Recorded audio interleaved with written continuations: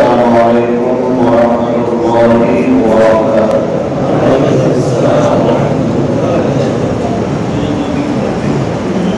الحمد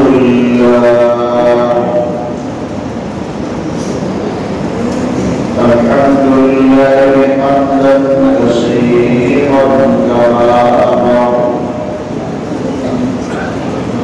ونشهد أن لا إله إلا الله وحده لا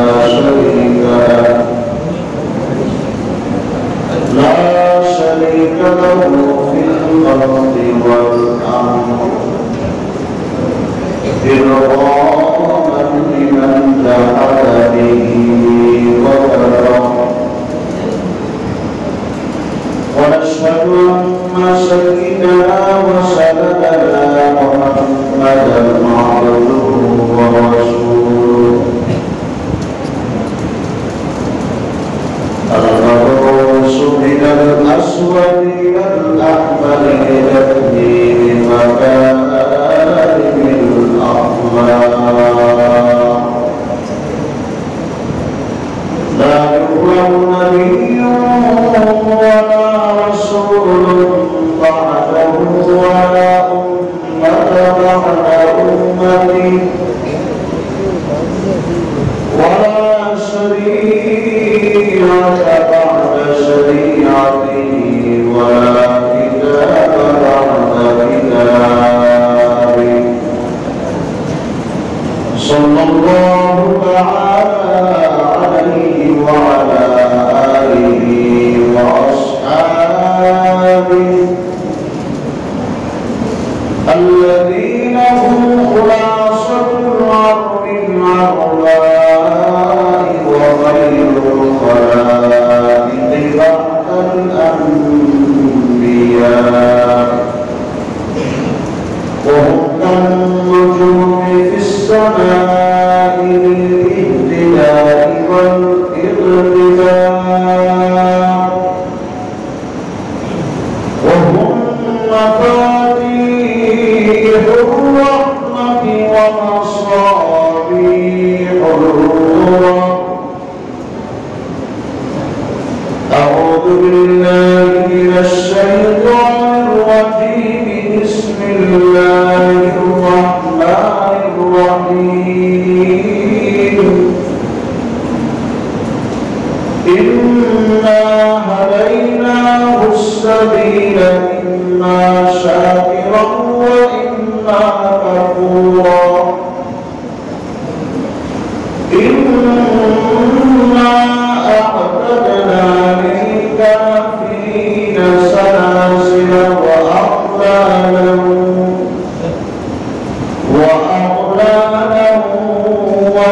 وسعيرا. إن الأبرار يشربون من كأس كان مزاجها كافورا، عينا يشرب بها عباد الله، عينا يشرب بها عباد الله يفجرونها تفجيرا.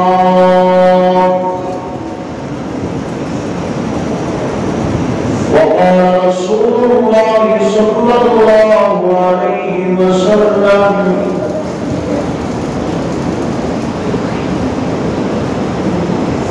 إن في الجنة لغرفة يرى ظاهرها من باطنها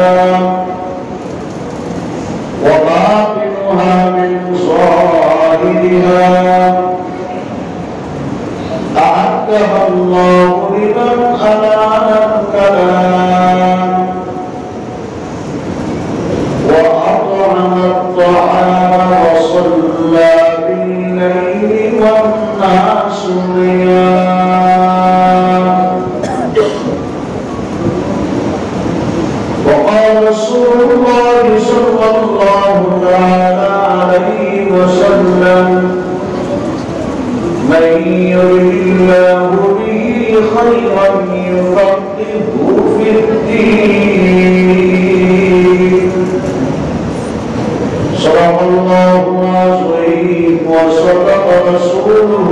النبي الكريم প্রত্যেকে মুহাম্মদের সাথে দরুদ শরীফ পড়ি আল্লাহুম্মা সাল্লি আলা মুহাম্মাদ ওয়া আলা আলি মুহাম্মাদ কামা সাল্লাইতা আলা ইব্রাহিম ওয়া আলা আলি ইব্রাহিম ইন্নাকা হামিদুম মাজিদ আল্লাহুম্মা বারিক আলা محمد وعلى آل محمد كما باركت على إبراهيم وعلى آل إبراهيم إنك حميد مجيد وأيها الأحباب سادات حضرات علماء الكرام ইসলাম বিশেষত আমার প্রাণপ্রিয় যুবক তরুণ কিশোর ভাইরা কোরআন প্রেমিক রাসূল প্রেমিক আমার যারা শিক্ষিত মুমিন মুসলমান ভাইরা অবস্থান করে সম্মানিত পর্দানশীল মা এবং বোনেরা মহান আল্লাহ সুবহানাহু ওয়া তাআলার শানে দরবারে কোটি শুকর যিনি আমাদেরকে পবিত্র সালাত ও সালাতের পর পৃথিবীর সর্বশ্রেষ্ঠ মজলিসে আল্লাহর ঘরের মেহমান হয়ে দ্বীনের নিসবতে কোরআন সুন্নাহর মহব্বতে আল্লাহ পাক আশা ভরসা আমলের নিয়তে বলবার সংবাদ তৌফিক দান করলেন সেই মালিকের দরবারে শুকরিয়া জ্ঞাপন করি আলহামদুলিল্লাহ সাইয়্যিদুল মুরসালিন রাহমাতুল লিল আলামিন ইমাম নবিয়্যিন শফিউল মুসলিমিন আলায়ে নামদার তাজদার মদিনা হাবিবে কিবরিয়া আশরাফুল আম্বিয়া शाफ़िई मास्टर इस्लामी कौसर हज़रत जनाब सय्यदना मौलाना मुहम्मद मुस्तफ़ा सल्लल्लाहु अलैहि वसल्लम की खिदमत में 16,000 लाखों करोड़ हदीस सलात व सलाम पेश पवित्र कुरान करीम में सूरतुल कहरी যার অপর নাম সূরাতুল ইনসান তার 2 নম্বর আয়াত থেকে নিয়ে কয়েকটি আয়াত কারিমা এবং প্রসঙ্গত হাদিস শরীফ তেলাওয়াত করা হয়েছে জরুরি কথা হযরত উলামায়ে কেরাম বলেছেন শাইখুল্লাহ হযরত কারি আব্দুল ওয়াহিদ সাহেব বুজুর্গ দামত বরকাতুহু অত্যন্ত মুবারক জবানে বরকতি জবানে রূহানি জবানে আমাদেরকে কোরআন কারীমের ইবতিদাই সবক প্রদান করেছেন। পৃথিবীতে সবাই সফলতা চায়, ব্যর্থতা কেউ চায় না। কামিয়াবি সফলতা এটা সবার কাম্য, ব্যর্থতা না কাম্য কেউ চায়। কেউ মনে করেছে যে আমি ধনাঢ্য ব্যবসায়ী, প্রতিষ্ঠিত শিল্পপতি, আমি কামিয়াব। কেউ মনে করেছে হয়তো আমার কলকারখানায় ইন্ডাস্ট্রি আছে,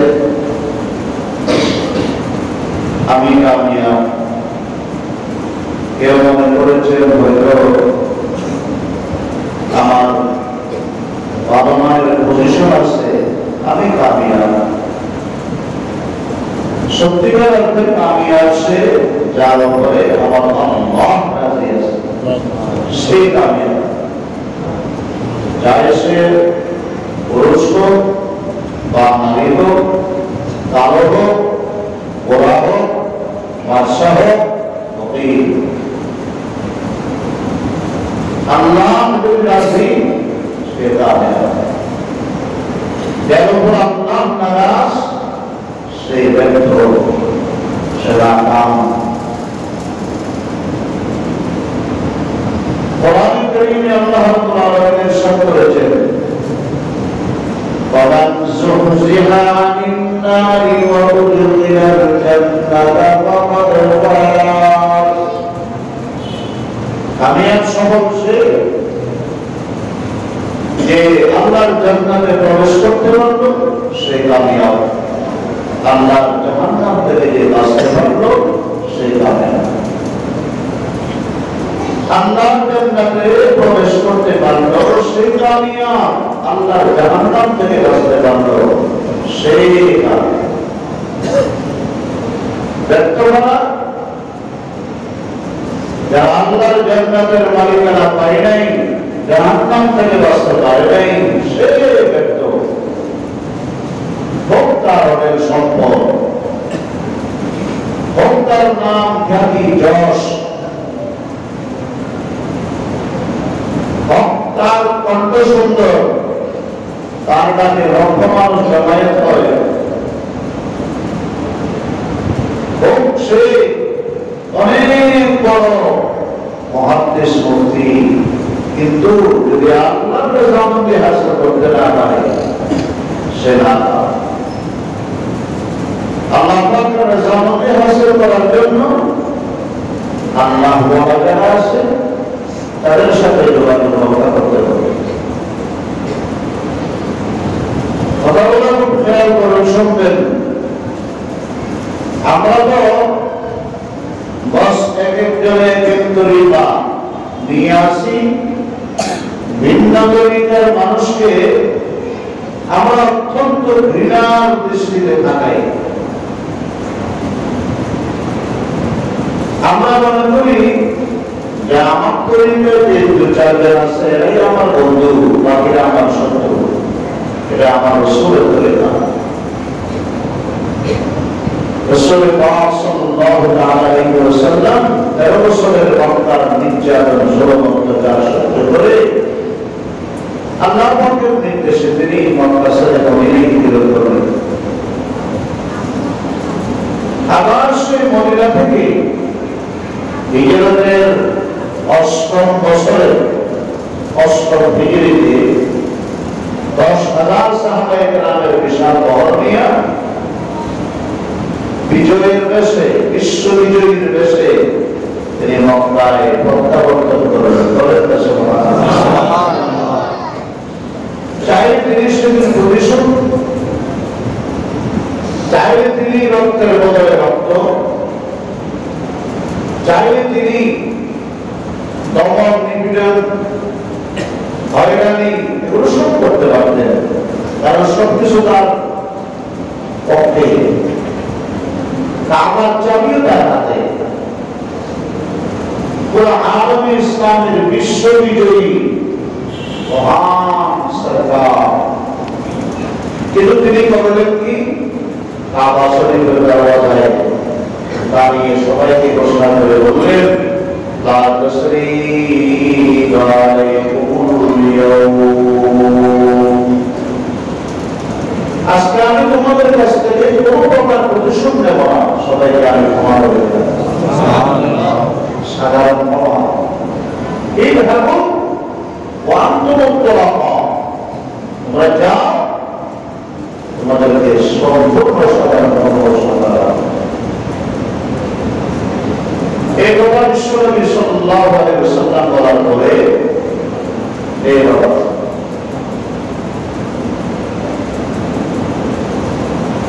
ওয়াসিতে আছে হযরত আমির হামজা রাদিয়াল্লাহু তাআলা আনহু বর্ণনাকারী, সে মক্কা শরীফ থেকে তার সব সামান নিয়ে, বাকি লোকটা নিয়ে রাতের অন্ধকার পালিয়েছে।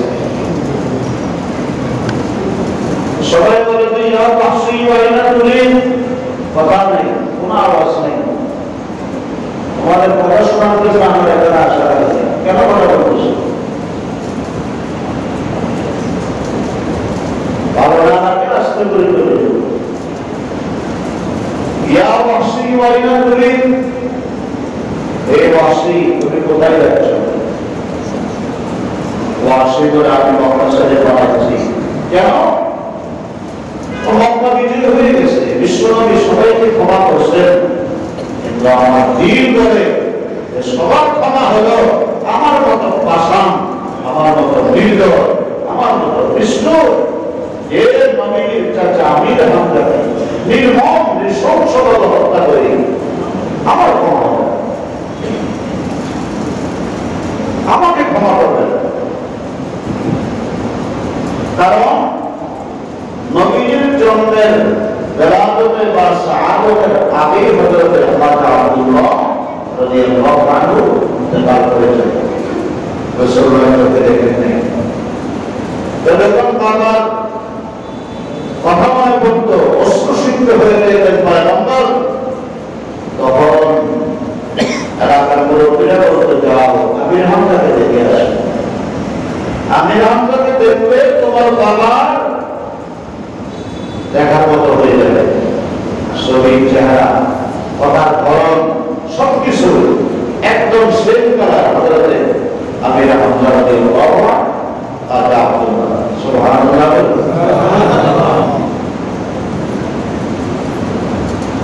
ওয়াসিয়ে নবী বিশ্বনবীর দরবারে যাও, অবশ্যই আল্লাহ তোমার জন্য আশার বাণী, আদরের বাণী তোমাকে শুনিয়ে দেবে। ওয়াসি বিশ্বনবীর দরবারে গিয়ে বলে, ইয়া রাসূলুল্লাহ, উরিদু আন মুসলিমা ওয়ালা মুসলিমু হাত্তা আসমা কালামাল্লাহ।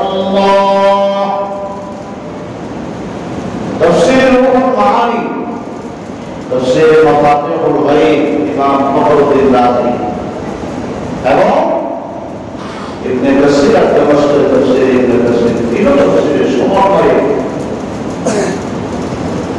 কি বলে যে হুজুর আমি মুসলমান হওয়ার উদ্দেশ্যে আসছি, কিন্তু আমি অতক্ষণ পর্যন্ত মুসলমান হব না যতক্ষণ আল্লাহ পাকের কালাম থেকে আমার ব্যাপারে কোনো আশার বাণী আমি সরাসরি শুনবো না।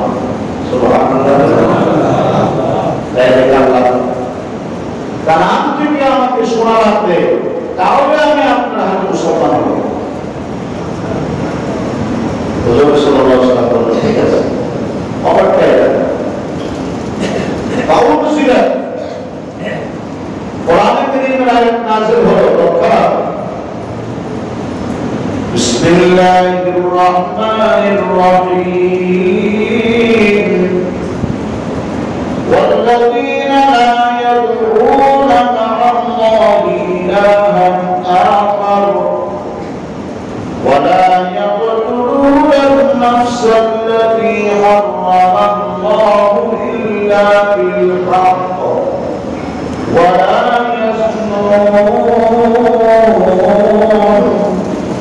ومن يفعل ذلك يلقى أثاما.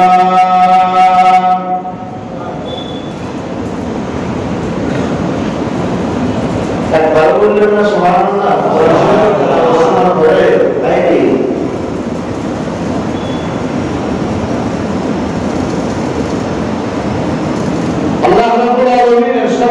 যারা তিন গুনাহ থেকে বাঁচবে, বাকি গুনাহগুলো আমি আল্লাহ ক্ষমা করে দেব।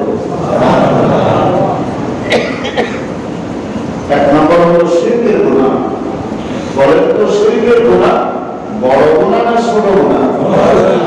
মানে বড় গুনাহ। প্রথম সিরিয়ালে শিরক, নাম্বার 2 অন্যায়ভাবে নিরীহ মানুষকে যারা হত্যা করে, নাম্বার 3 জিনার মতো জঘন্যতম অপরাধের সাথে যে জড়িত, এই 3 পাপী ছাড়া বাকিগুলো আল্লাহ মাফ করে দেবেন।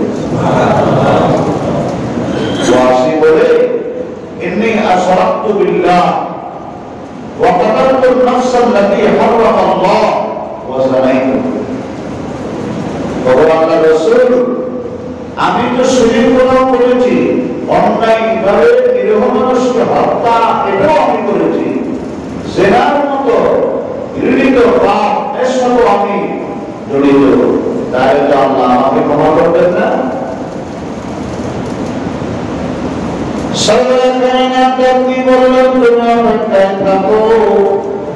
আল্লাহ পাক থেকে তোমার ব্যাপারে কিনাজত করেন।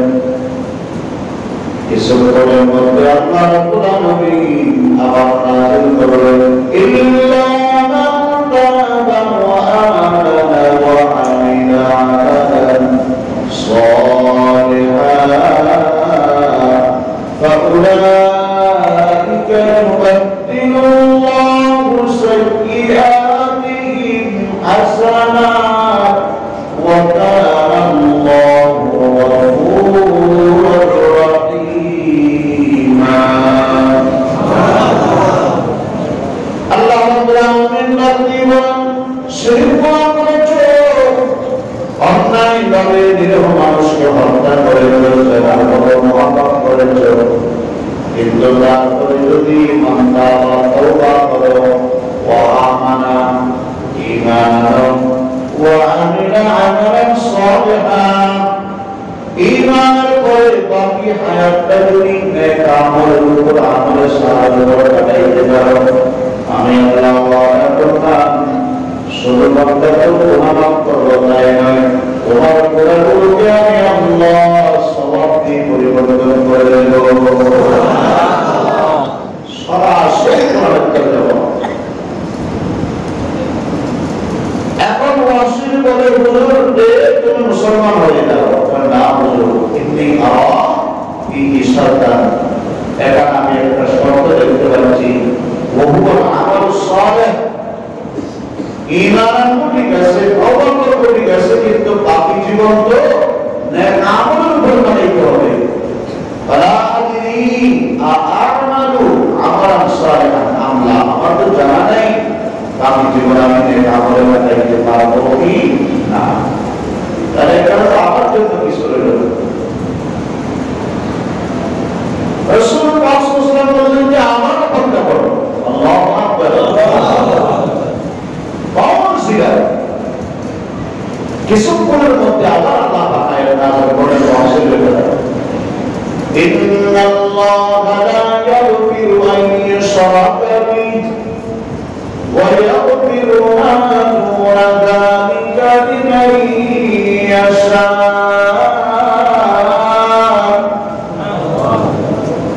আল্লাহ রাব্বুল আলামিন শিরকের গুনাহ বাদ অন্যান্য যত প্রকার গুনাহ আছে চাইলে আমার আল্লাহ অবশ্যই মাফ করে দেবে। আল্লাহ বলেন আমি মাফ করে দেব, শিরকের গুনাহ মাফ করব না, বাকি গুনাহ মাফ লিমান ইয়াশা, যার জন্য চায়। ওয়াসিল হুজুর, এটা আমার জন্য কি? আল্লাহ বলছেন যে বাকি গুনাহ মাফ করে দিবেন যার জন্য চাইবেন। তাহলে আমি আকুলা হিম্মাত লাম ইয়াশাইনা। আল্লাহু আকবার। আল্লাহ অন্যদের দ্বারা চাইছে, কিন্তু আমার মতো জঘন্যতম অপরাধী, বুড়ি, আত্মস্বীকৃত বুড়ি, আমার ব্যাপারে যদি আল্লাহ না চায় তাহলে তো মাফ করবে না। হুজুর এখানে আমার নাই কিছু নেই। সরকার কায়নাত রাব্বি বলেন আবার অপেক্ষা করো। আল্লাহু আকবার। অপেক্ষা করো, দেখি চূড়ান্ত কোন সিদ্ধান্ত আল্লাহ পাক তোমার ব্যাপারে নাযিল করেন কিনা। সুবহানাল্লাহ বলেন। সুবহানাল্লাহ। মুবারক হো জামানে কো কে খতমুল মুরসলিন আয়া। मुबारक हो ज़माने को के खत्मुल मुरसलीन आया। सहाबे रहमत बनकर रहमतल लिल आलमीन आया। हकीकत की खबर देने बशीर आया, नज़ीर आया। शहींशाही जिसके खत्म चूमे वो कभी आया।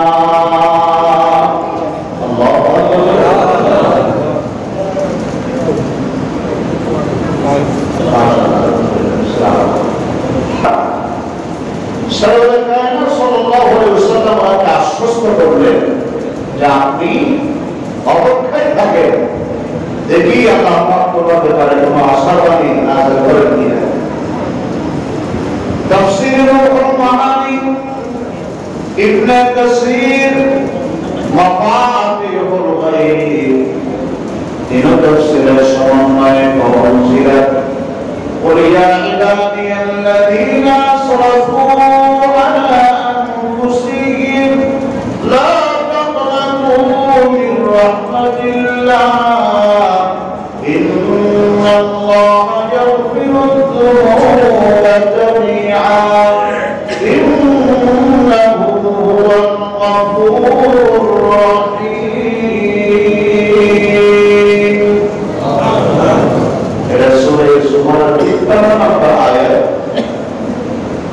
এইটা নাযিল করে চূড়ান্ত ভাবে সিদ্ধান্ত দিয়ে দিলেন যে হে ওয়াসি, তোমার মতো জঘন্যতম অপরাধীও আমার আল্লাহ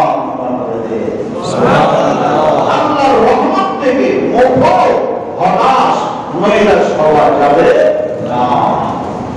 আর রহমান ওয়া রহিম মুস্তাকান মিনার রহমান, রহমান বলেন তোমরা রহমত থেকে নির্গত। আল্লাহ বলেন রহমান না আমার আল্লাহ এত পাওয়ারফুল, এত শক্তিমান, যিনি চাইলে সমস্ত সকল প্রকারের সব গুনাহ মাফ করে দিতে পারেন। তবে একটা শর্ত আছে, وَأَنِيبُوا إِلَى رَبِّكُمْ وَأَسْلِمُوا لَهُ مِنْ قَبْلِ أَنْ يَأْتِيَكُمُ الْعَذَابُ ثُمَّ لَا تُنصَرُونَ। আনিবু আল্লাহর দিকে রুজু করুন, ওয়া আসলিমু আল্লাহর সামনে আত্মসমর্পণ করুন, মুসলমান হয়ে যাও, তাহলে কামিয়াব, তাহলে জান্নাতি। ব্যক্ত করে ومن خفت موازينه فأولئك الذين خسروا أنفسهم في جهنم خالدون।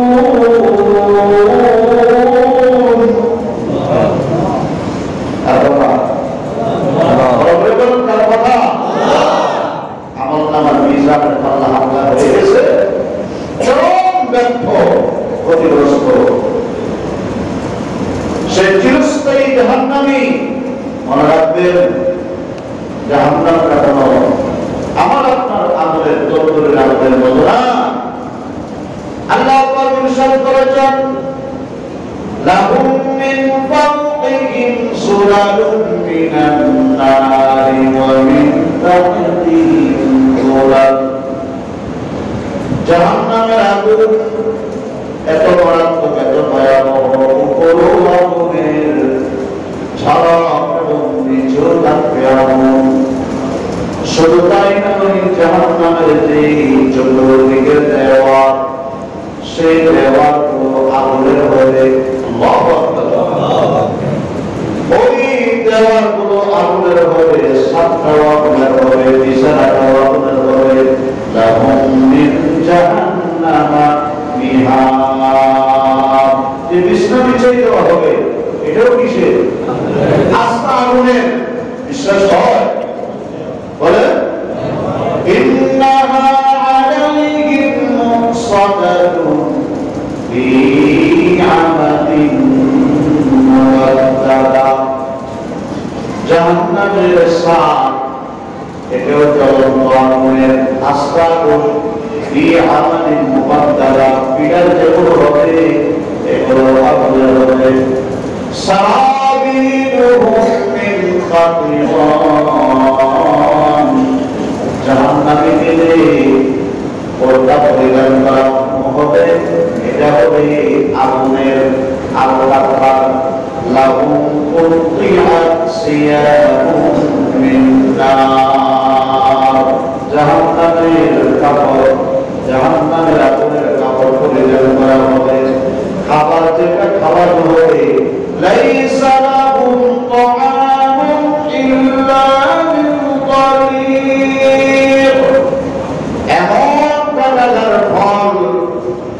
ফলটা জিবে এক ফোঁটা রস যদি দুনিয়ায় ফেরা হয়, সারা দুনিয়াটা বিষাক্ত হয়ে যাবে। এমন কাটাতার ফল। আমার রব্বিরা ইউসকা মিন মাইন সাদীদিন ইয়াসফিল বুজুর, যে পুষ্টে রক্তর পানি পান করানো হবে, যেমন টকবকে গরম, কাছে নিয়ে আসার সাথে সাথে চেহারার সমস্ত চামড়াগুলা ঘষে ঘষে ওই পানের মধ্যে গড়ে গড়ে পড়ে যাবে। আর যখন জোরপূর্বক ভাবে তারা পান করানো হবে, সব নারী বুড়ি পানি হইয়া পায়খানা রাস্তা দিয়ে টপকে টপকে করতে থাকে। নাউজুবিল্লাহ বলেন, নাউজুবিল্লাহ। ইয়াসফিল বুজুর, চেহারা ভুনা হয়ে যাবে। কথা বুঝতে কষ্ট হয়? এই জাহান্নাম কেমনে বরদাস্ত করে বলে? সরওয়ারে কায়নাত হাবিবে কিবরিয়া বিশ্বনবী মুহাম্মদুর রাসূলুল্লাহ সাল্লাল্লাহু আলাইহি ওয়াসাল্লাম জিজ্ঞেস করলেন, জিবরাইল একটা ধারণা দেন, জাহান্নামের আগুনের ব্যাপারে একটা ধারণা দেন। তাহলে রাসূলুল্লাহ মালায়েকা জিবরাইল বললেন যে জাহান্নামের যে ফাঁসি আছে দেওয়া, তার মধ্যে যদি একটা সুই দিয়ে ছিদ্র করা হয়, ওই সুইয়ের ছিদ্র দিয়ে যে পরিমাণ আগুন বের হবে, ওই আগুন দিয়ে তাম পৃথিবীকে জ্বালাইয়া পুড়াইয়া সারবার করে দেবে। এটা আমাদের জিবরাইল সাহেবের মন্তব্য। মুহতারাম হাজিরিন, কথা তো অনেক, মনে রাখতে হবে এই দুনিয়াটা আল্লাহ পাক পরীক্ষার জায়গা। এখানে ৭০ বছর শুধু পরীক্ষাই, কামিয়াব নাকাম, সফল বিফল ব্যর্থ, এর জন্য আরো পরীক্ষা দিতে হবে না? বলেন না, এই পরীক্ষার জায়গা হল দুনিয়া। সবচেয়ে বেশি পরীক্ষার সম্মুখীন করা হয়েছে النبي صلى الله عليه وسلم أشد الناس بلاء الأنبياء ثم الأمثل فالأمثل فإن كان في دينه صلابة زيد في البلاء। সবচেয়ে কষ্ট ইমতিহান পয়গম্বরদের, এরপরে যারা আল্লাহর সবচেয়ে প্রিয় তাদেরকে বলা মুসিবত, কষ্ট, ইমতিহান বেশি না কম? বড় করে বলেন রাসূলুল্লাহ বলেন, পাইকানা বিদিনি সালাত, যার দ্বীনের মধ্যে মজবুতি আছে, শক্তি আছে, বক্তব্য আছে, সিরাতুল বালা, তার বলা মুসিবত বেশি। হযরত নূহ আলাইহিস সালাম হায়াত পেয়েছেন ৯৫০ বছর। কয় বছর? আল্লাহ পাক জিজ্ঞেস করলেন যে নূহ ৯৫০ বছর হায়াত পেলা কেমন মনে হলো? নূহ আলাইহিস সালাম উত্তর দিলেন, আল্লাহ আমার কাছে মনে হয়েছে একটা ঘরের দুইটা দরওয়াজা, একটা দরওয়াজা দিয়ে আমি প্রবেশ করলাম আর একটা দরওয়াজা দিয়ে আমি বের হয়ে গেলাম। একটা দরজা দিয়ে ঢুকছি আর একটা দিয়ে বের হয়ে গেছি, এটাই হলো আমার হায়াত। তাহলে ৯৫০ বছর হায়াত পাওয়ার পর নূহ আলাইহিস সালাম যদি এরকম মন্তব্য হয়, আমরা ৭০ বছর এটা তো একটা স্বপ্নের মতো মনে হবে। এটা কি এত বাহাদুরি? আসুন সবাই কামিয়াব মুমিন হওয়ার জন্য আল্লাহ পাকের দরবারে আমরা দোয়া করি, আমল সালেহ করি, মিজানের পাল্লাকে ভারী করি। আমিন বলেন, আমিন। আম্মা মান সাবরাত মাওয়াজিনুহু ফাহুয়া ফি ঈশাতির রাদিয়া। আল্লাহ মিজানের পাল্লা ভারী করে, তাহলে সে আল্লাহর সন্তুষ্ট যেমন রেজাউন্নির জান্নাতের মধ্যে থাকতে পারবে। এই যুবক ভাই, আপনাকে বলছি, তোমাকে বলছি ভাই, তোমার যৌবন এটা আল্লাহ পাকের অনেক বড় দেওয়া। আজকে এই যৌবনের কারণে কত মানুষ বিপদগামী হচ্ছে, চোখের গুনাহ, হাতের গুনাহ, পায়ের গুনাহ, অহরহ গুনাহ, মশারির ভিতরে গুনাহ, রাতের আঁধারে গুনাহ, কিরা বলে একাকী গুনাহ। আগের যুগে আল্লাহর বান্দারা একাকী ইবাদত করত, আর এখন আল্লাহ মাফ করুন আমাদের নসিব করে আমরা একাকী গুনাহ করি। আগের যুগে একাকী ইবাদত, এক মরিদ গোলাম কিনতে গেছে, গোলামকে উল্টা মুন্ডি করে শর্ত দিছে যে আমার তিনটে শর্ত, তাই আমরা কিনতে পারে। এক নম্বর হলো আযান যখন হবে আপনার ডিউটি পালন করতে পারবে না, মসজিদে গিয়া বা জামাত আমি নামাজ আদায় করব, মানতে পারলে আমার কিনে, নাইলে আমার কিনিয়ে না। কয়টা মানলাম মনসুর হয়ে। দুই নম্বর আপনার ডিউটি আমি পালন করবো দিনে, আর আগে আপনার কোনো ডিউটি আমি পালন করতে পারবো না, কারণ আগে আগে আরেকজনের দোয়া তার ডিউটি আমার পালন করবে। নাম্বার 3 হলো আমাকে অত আরামের টাকার খাবার ব্যবস্থা করা লাগবে না, আমার একটা একাকি করে দিবেন, সেই করে আমি আমার মনিবের সাথে একাকি গভীর সম্পর্ক কায়েম করব। ইয়া আদি সব মকসুদ क्या है, लिक़ाए खुदा है, रज़ाए खुदा है, ये जन्नत की मक़बूल है इस वजह से, ये दारुल लिक़ा है, मक़ामुर रज़ा है। कोई कभी न तेरी যখন আমি প্রথম আসমানে সামনে ডাক দিবে, তখন তার সাথে গভীর সম্পর্ক স্থাপন করব, ভালোবাসা প্রেম নিবেদন করব, তার জন্য আমার একটা একাকী করে দিবে। এখন আমরা একাকী করে গুনাহ করি, তখন তারা একিলা করে ইবাদত করছে। এখন আমরা রাত জাগি গুনাহ করি, তারা রাত জাগে আল্লাহর ইশক মহব্বতের মধ্যে হামলে উঠেছে। আল্লাহু আকবার। হযরত হাসান বসরীর কাছে জিজ্ঞেস করা হলো, মা বালুল মুতাহাজ্জিদিন, কি হলো যারা নিয়মিত তাহাজ্জুদের নামাজ আদায় করে তাদের চেহারা এরকম ঝকমক ঝকমক করে কারণ নাকি, তাদের চেহারার মধ্যে চমৎকার কারণ নাকি? হাসান বসরি উত্তর দিলেন, আন্নাহুম খালাউলির রহমান ফালবাসাহুম নূরান মিন নূরিহি, যে তারা রহমান আল্লাহর সাথে একিলা করে, একিলা ভাবে মহব্বতের প্রেম নিবেদন করে, এই জন্য আমার আল্লাহ ভালোবাসার বান্দা বান্দীগুলোকে নিজের নূরের ইসলাম থেকে নূর মালিশ করে দেয়, এইরকম লইয়া মালিশ করে দেয়, তাদের চেহারা চমকাবে না।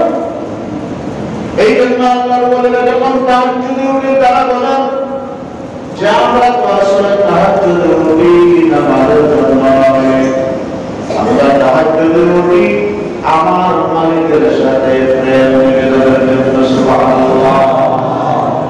কেমন লাগে? ওই ঈদের দিন যেরকম লাগে তার চাইতে আরো বেশি খুশি লাগে তাহাজ্জুদের সময় উঠতে পারে।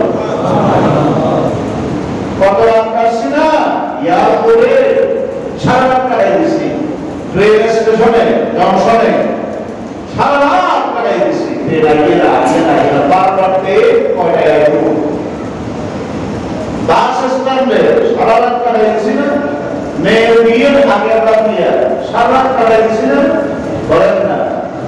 ওয়ার্কশপে কাজ চলতেছে, রাত 12টার সময় মালটা এসেছে, বন্দরের মধ্যে সারা রাত নির্ঘুম কাটাই দিছি না, কিন্তু আপনার দপ্তরের মধ্যে একটা রাত হয়, এটা আমার আল্লাহর জামাতের জন্য আপনি আমি কাটাইছি। অন্য সব রাত জাগানের দৃষ্টির মধ্যে ব্যবসা, মেয়ের বিয়ে, ছেলের বিয়ে, আকিকা অনুষ্ঠান, রাজনৈতিক অনুষ্ঠান, সামাজিক অনুষ্ঠান, এই সেই নির্বাচন সবকিছু আছে, কিন্তু আল্লাহর জন্য একটা পড়াইছি, এটা নেই। কারণটা বলেন, কারণটা কি? আসুন একটু নিজের বিবেককে নিজে প্রশ্ন করি। আমার জীবন পায়রা, আজকে দুনিয়ার খাবার তোমার কাছে কত আইটেম, কত ধরনের বিরিয়ানি। বলে আল্লাহ, আগ্রাবাদ জামু মুসলিমের পাশে একটা বিরিয়ানি হয়েছে, খরচ জুমার নামাজের আসসালামু আলাইকুম ওয়া আলাইকুম আসসালাম দৌড় সমানে কি করতেছে? আপনারা জানেন কাঙ্গালের মতো, নিজের পকেটের টাকা দিয়ে কাঙ্গালের মতো ওই এরকম রেশন দেওয়া, ওইরকম রেশন দেওয়ার মতো ঘন্টার পর ঘন্টা তারা এটা কি করে কাশি দিতেছে। লাগে যেন কে বিড়ি দিতেছে। আপনি একটু নেক আমল করেন, জান্নাত কামাই করেন, ৮০,০০০ প্লেট আল্লাহ জান্নাতে আপনার জন্য রেডি করে রাখছে। কথা আমি বেশি বলবো না, কারণ চেষ্টা শেষ করে দেবো। যে দুটো জানাজ আছে আবার করছেন, তাই না? অনেক সম্মানিত ব্যক্তি। আল্লাহ ৮০,০০০ প্লেট, বিশ্বাস করেন। এখানে মুফতি সাহেব আছে।